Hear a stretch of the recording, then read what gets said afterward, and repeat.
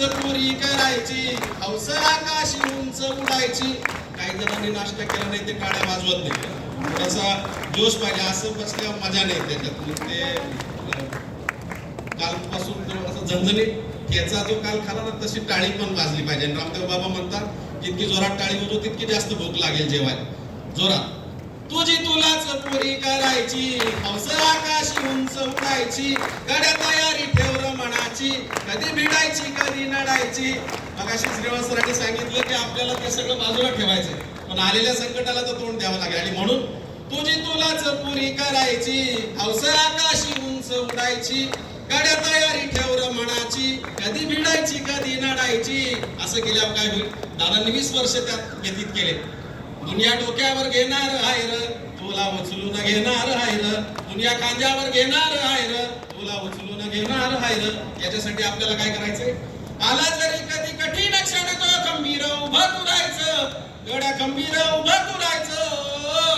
हटायचं नाही दटायचं. पुढं पुढंच चालत जायचं. पुढं पुढं तू चालत जायचं. ताज्या दमाचं तरुणाईचं मिळालं रे वरदान. तुला मिळालं रे वरदान. जय हिंद लोक चळवळीमध्ये जास्त तरुणांची संख्या आहे, कारण विचार आणि कृती करायची ताकद ही तरुणाकडे असते.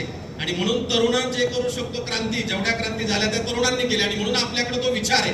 मग ते तरुण पण कसं जपायचं लिहिलंय पुढं.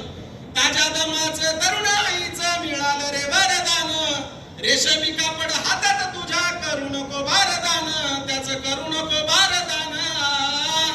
आई बापाच्या पायावर डोकं, आई बापाच्या पायावर डोकं. आई वडिलांचा आशीर्वाद पाठीशी पाहिजे. मी सुद्धा संगमनेर मध्ये व्याख्यान निवेदन हे एका बाजूला, पण एनएसएसचा 12 वर्ष स्वयंसेवक म्हणून समाजासाठी काम करतो.